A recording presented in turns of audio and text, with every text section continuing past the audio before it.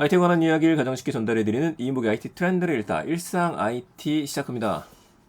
네, 안녕하세요. 일상 IT입니다. 자, 오늘 여러분들한테 들려드릴 소식 전에 오늘도 10,000명 유지가 계속되어 있습니다. 감사합니다. 자, 바로 시작하죠. 첫 번째 소식은 카카오의 음이라는 서비스가 종료가 됐습니다. 이거 모르시는 분들이 훨씬 많을 수도 있으실 것 같아요. 있는지 모를 정도니까 사람들이 안 쓰고, 그러니까 서비스가 종료된 게 아닌가 싶은데 약간은 좀 아쉬운 서비스입니다. 저도 몇 번 사용해 봤었거든요.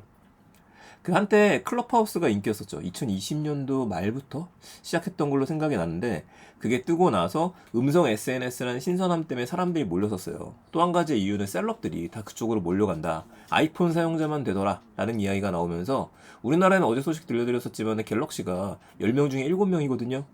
그래서 아이폰을 샀다, 혹은 아이패드 옛날 거를 다시 부활시켰다 라는 분들도 있었을 정도였었습니다. 그런 다음에 열풍이 불어서 비슷한 서비스들이 우후죽순 생겨났었어요. 그런데 사실 클럽하우스도 요즘에 인기를 덜했죠. 그 이유 중에 하나가 안드로이드 베이스가 나왔거든요. 그러니까 약간 좀 신비주의가 없어졌어요. 초청장을 주는 것도 없어졌고.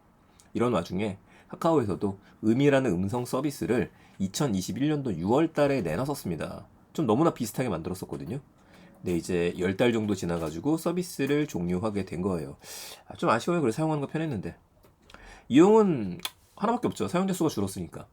그리고 카카오에서 얘기 나온 거에 따르면 음은 종료를 하지만 이게 단독 서비스로 만들었으니까 이 앱은 사용할 수 없게 종료가 되지만 앞으로는 카톡에 편입이 될 것 같습니다. 그래서 여러분들께서 카카오 단톡방에서 음과 같이 음성으로 채팅할 수 있고 회의를 진행할 수 있는 서비스는 여전히 나오게 될 것 같아요. 좀 생각해 볼 만한 게, 트위터는 오히려 SNS 음성 서비스가 지금 잘 되고 있거든요. 가끔씩 알람이 오게 되면 저도 들어가서 귀로다가 편하게 유명하신 분들이 발표하시는 내용들도 듣고 있어요. 근데 왜 음은 어려웠을까? 생각해 보게 되면은 트위터는 기본 태생이 SNS죠. 불특정 다수하고 소통을 할 수 있는 특징을 갖고 있어요. 반면에 음 같은 경우에는 카카오 서비스를 베이스로 하다 보니까, 그러니까 별도의 서비스인 거잖아요. 우리가 자연스럽게 트위터에서 서로 일상을 올리다가 페이스북이나 인스타그램처럼 그러다가 모이자 해서 이야기를 하는 거하고, 처음부터 목적 자체를 가지고서 뭐 들을 게 없나 라고 들어가서 보는 거하고 차이점이 있지 않았을까 싶습니다. 그래서 카카오가 앞으로도 이런 SNS 음성 서비스와 같은 것들을 도입을 하고 싶다라고 한다면, 물론 이제 오픈 채팅방도 잘 돼 있고 이걸 따라올 수 있는 건 없거든요. 근데 그럼에도 불구하고 트위터와 같이 자기 일상을 남길 수 있는 것들, 그러니까 카카오 스토리를 좀 개선시킬 필요가 있지 않을까? 그런 다음에 이런 다양한 서비스를 연결을 시키는 게 조금은 늦더라도 빠른 길이 아닐까라는 생각을 해보게 됩니다. 아무튼 종료되니까 좀 섭섭해서 관련된 이야기를 드렸어요. 진짜 있어야 될 것 같기는 하네요. 지금 NFT 시장도 그렇고 국내에서는 카카오가 석권을 하고 있으니 이런 것들을 좀 덧붙일 필요가 있을 것 같습니다. 자, 첫 번째 얘기했고요. 두 번째 이야기 좀 신나는 소식으로 가보죠. 테슬라의 첫 유럽 공장인 독일의 기가팩토리 베를린이 드디어 오픈을 했습니다. 이게 2년 정도 걸렸어요. 앨런 머스크는 이제 춤추고서 리본도 자르고 여러 가지 했다라고 하는데, 재밌는 영상들이 많이 올라오고 있습니다. 베를린 공장에서 오픈과 동시에 이벤트를 해야 되죠. 30대 정도의 모델 Y가 처음으로 인도됐어요. 받으신 분들은 재밌었을 것 같습니다. 그렇다면 이게 무슨 의미를 가지고 오느냐? 기가 베를린 오픈 소식은 두 가지 영향을 지금 미칠 것 같습니다. 첫 번째는 많은 분들이 분석한 거에 따르면, 저도 이제 동의를 하고요, 중국 공장에 영향을 미칠 수밖에 없어요. 그 상하이 기가팩토리에서 모델 3하고 모델 Y가 대량 생산이 되고 있죠. 그리고 중국 정부에서도 이걸 많이 밀어줬었습니다. 세금 혜택도 줬었고요. 중국의 전기차 수출이 31만 대인데 이 중에서 약 16만 대를 테슬라가 차지를 하고 있습니다. 굉장히 많은 숫자죠. 거의 50% 이상이잖아요. 그러면 여기에 영향을 미치게 된다라고 좀 봐야 될 것 같아요. 유럽에서의 판매는 앞으로는 그렇다면은 독일 공장에서 바로 쏴버리겠죠. 그리고 아시아나 중국 내수용 같은 경우는 상하이에서 맡게 될 거라고 보고 있습니다. 물론 우리나라는 아닙니다. 나중에 재편이 될지는 모르겠지만 우리나라는 아직까지는 미국에서 오고 있죠. 자, 두 번째는 전체적인 테슬라의 차량 생산 속도가 당겨질 수 있다는 거 있습니다. 보통 테슬라 차량 주문하고 나면은 빠르면 6개월, 1년 이상이 걸리는 경우들도 있어요. 그런데 이거를 베를린 공장에서 연간 50만 대를 출하할 거라고 이야기를 하니까, 이게 되는 경우에는 정말 빠르게 수급이 되는 겁니다. 그리고 현재는 3,500명 정도의 인원을 충원을 했는데 앞으로 12,000명까지 늘린다고 했었어요. 그럼 당연한 얘기지만 독일 정부 입장에서는 고용이 늘어나니까 또 부가적으로 많이 생겨나지 않습니까? 좋아할 수밖에 없겠죠. 2021년도에 유럽 시장에서 테슬라가 17만 대 정도를 판매를 했습니다. 올해는 더 많은 물량을 생산을 해서 생산한 거 수익이 또 올라갈 것 같아요. 덕분에 테슬라 주가가 다시 $1,000만 가까이 가게 됐죠. 천슬라를 가게 됐습니다. 왔다 갔다 하고 있기는 해요. 테슬라 기가 베를린 오픈 요 소식이 완성차 다른 회사들한테도 또다시 또 충격이 될 것 같고요. 테슬라는 또 하나의 기쁜 소식 기다리고 있는 것 중에 하나가 드디어 테슬라 원통형 배터리가 곧 출시가 될 예정이 있죠. 이게 나오고 나면은 또 하나의 폼팩터 변화가 될 것 같습니다. 제 차량도 이걸로 교체해주면 좋기는 한데 약간 아쉬움이 좀 있긴 하네요. 자, 세 번째 소식 들어가겠습니다.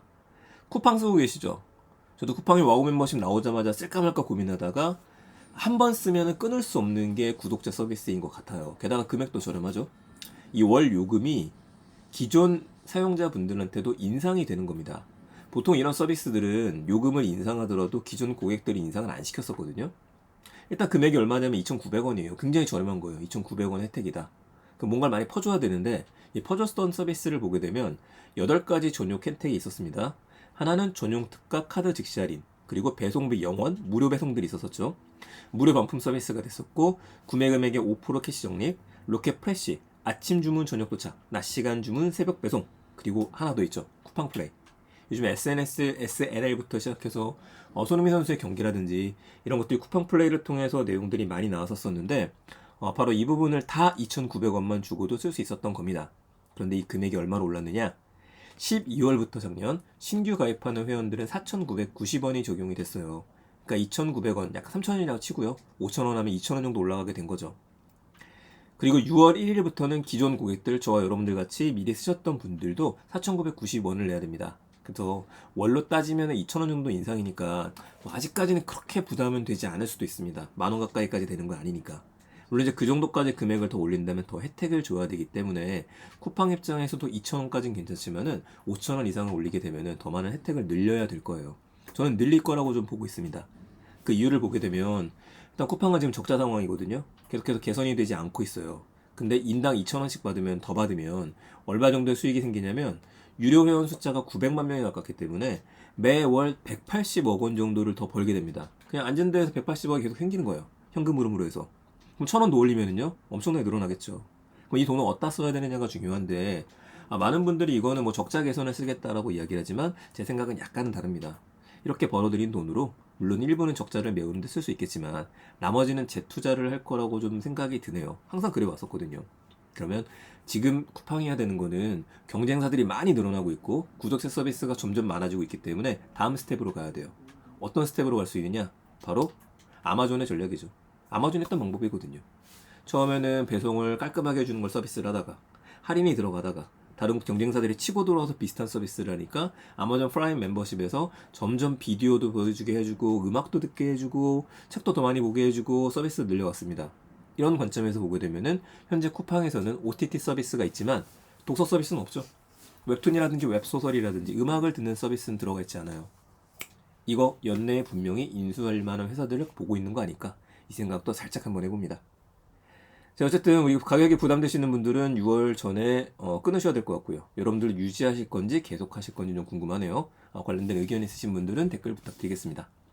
네, 오늘 IT에 대한 이야기 3가지 소식이었습니다. 그러고 보니까 제 목소리 많이 좋아졌죠? 네, 많이 좀 건강해졌어요.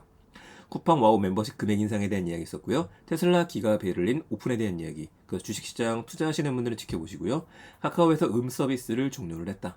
3가지 기억해 주시고요. 저는 내일 또 더 재밌는 이야기들 가지고 찾아뵙겠습니다. 내용 괜찮으셨으면 주변에 많은 공유 부탁드리겠습니다. 감사합니다. 내일 뵙겠습니다. 일상 IT였습니다.